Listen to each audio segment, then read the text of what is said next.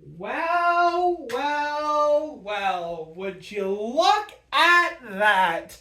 Ladies and gentlemen, welcome back to another episode of Devil's Den. And tonight is a very celebratory mood as the Florida Panthers are your new Stanley Cup Champions for the 2023-2024 season. So first things first, let's give a loud round of applause for the Florida Panthers for winning the Stanley Cup. Something that I hope that the New Jersey Devils will be able to do in the foreseeable future. So let's talk about tonight's game. So it's a big game. Florida goes up 3-0 in this series. Edmonton crawls back in game 4, makes it 3-1. Crawls back game 5, makes it 3-2. Crawls back in game 6, makes it 3-3 in one of the most historic comebacks in Stanley Cup final history. And we're pushed to a game 7 on a Monday night, late in June. And what happens? Do the Edmonton Oilers complete the comeback? Absolutely not. They do not win it. I asked my community on my page, who did you think was going to win the Stanley Cup in Game 7 tonight? And every single one of you answered Edmonton Oilers. I don't want to be that guy, but I'm going to be that guy for a second. I took a rash of shit for 2 weeks when I stood by and said, nope, I don't care how many games Edmonton is winning, Florida's winning this. Did I get the number of games wrong? Yes, I said Florida in 6, but I knew deep down inside that Florida was going to win the cup. So, that's all I'm going to say about that. I got it right. I'm happy. The only series in the entirety of the Stanley Cup playoffs that I got wrong was Edmonton versus Dallas. I said Dallas, Edmonton ended up winning. Nonetheless, Florida Panthers are your new Stanley Cup champions. I'm thrilled. I'm happy. I am a Canadian. I know a lot of people said, well, if you're a Canadian, you should cheer for the Edmonton Oilers. No, I don't do that kind of thing. I said Florida, so I'm sticking to my guns, and I said Florida, and Florida ended up winning. So, bite me. I'm going to be honest, though, guys. Neither team really played badly this series. Yeah, each team sort of had a bad game here or there, but as a whole, neither of these two teams had a bad game. Game 7, Florida versus Edmonton, tonight's game was back and forth the entire time. You cannot look me in the eyes and tell me that Florida had a bad game in 4, 5, or 6. Maybe they had issues in those games, but they didn't play horribly badly. I understand in game 4 they get blown out like 8-1, but I don't know. I don't want to say that either of these two teams played badly in this series because they just didn't. Okay? Bobrovsky was phenomenal in games 1, 2, and 3. Skinner was phenomenal in games 4, 5, and 6. The offense on Florida had a lot going for it in games 1, 2, and 3. Edmonton offense had it in it in games 4, 5, and 6, specifically 4. The defense on both sides, the physicality on both sides were great. And I'm sorry, if you're an Edmonton Oiler fan, or if you're an Edmonton Oiler, period, you have absolutely nothing to be ashamed of, embarrassed about. They did the unthinkable and dragged the Florida Panthers kicking and screaming to a game 7 that no one thought they were going to get to when Florida went up 3-0. We all thought game 4 was going to be Florida sweeping Edmonton. And I don't want to hear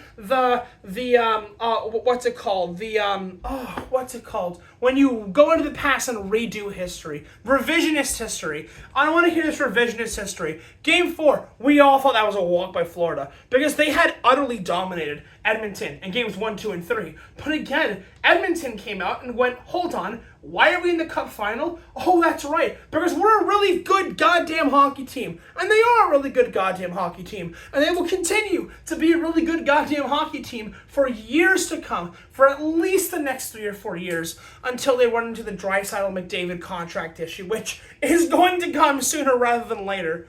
But Yeah, I'm incredibly amazed at how well received this cup final was as well by fans. I don't think I heard a single complaint, not a single complaint from fans about who is in the cup final, it being boring, stuff like that. I didn't hear that. In years past, we did hear that. When Montreal made the cup final during the asterisk COVID year, right, and made the cup final, I heard people bitching and moaning and complaining about how this cup final isn't fun. No one cares about these teams. Well, sorry, but this year it wasn't like that. This year was great, and I didn't hear a lot of people complaining. And by the way, I don't care who's in a cup final. If you are complaining about who's in a cup final, take it up with the teams that lost to the teams that showed up in the cup final. Okay? So let's get that out of the way. However, there is some controversy that I wanted to go over. Connor McDavid wins the Conn Smythe Trophy. Now, I know a lot of people are upset about this, myself included. I don't like that Connor McDavid won the Conn Smythe. I don't. I think it's a bad precedent. And I think it speaks to a larger problem in the NHL, but we'll get to that in a second because I want to kind of air out why I don't like this. The Conn Smythe, at the end of the day, is the award that goes to the best player in the NHL playoffs, who is most valuable to his team. That statement is incredibly subjective and doesn't speak to any sort of objectivity or any objective measure that you can kind of literally sit down and do like a math equation to figure out. You can't go, oh yeah, this guy has the most goals, therefore he should get it.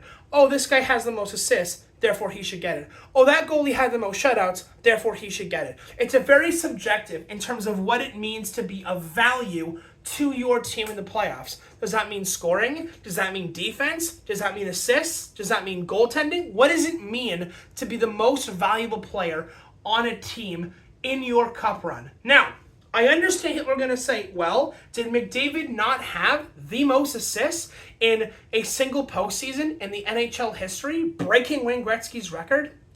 I agree. Here's a question that I think people should ask themselves.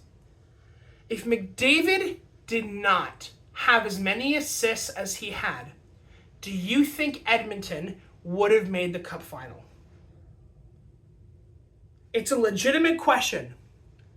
And if there's even a small part of you that goes, okay, let's say he didn't have the record-breaking number of assists, would Edmonton have still made the final? Here's my answer. Yes, they would have. Because the Edmonton Oilers aren't just Connor McDavid. The Edmonton Oilers isn't just the number of points that McDavid can rack up in a single season and in a single postseason. Does it help? Absolutely.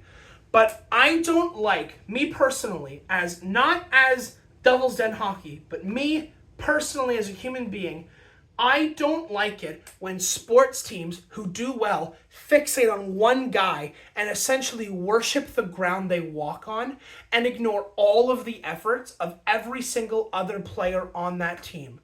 The fact of the matter is this. It is unfortunate that everyone else on the Edmonton Oilers has to live in the shadow of the Connor McDavid worship. And again, I want to make it clear from last episode, I have no problems personally with McDavid. It is people's reception to McDavid that bothers me. Okay? It's the same problem that I have with guys like Alex Ovechkin on the Capitals. If Nicholas Backstrom had not been Ovechkin's line mate, he would not have had the career that he had. And I am absolutely fine justifying that argument. It's too bad that guys like Malkin will never get the attention that he deserves because of guys like Sidney Crosby. It is unfortunate that guys like William Nylander will never get the respect that he deserves because he has to live with Austin Matthews on his team.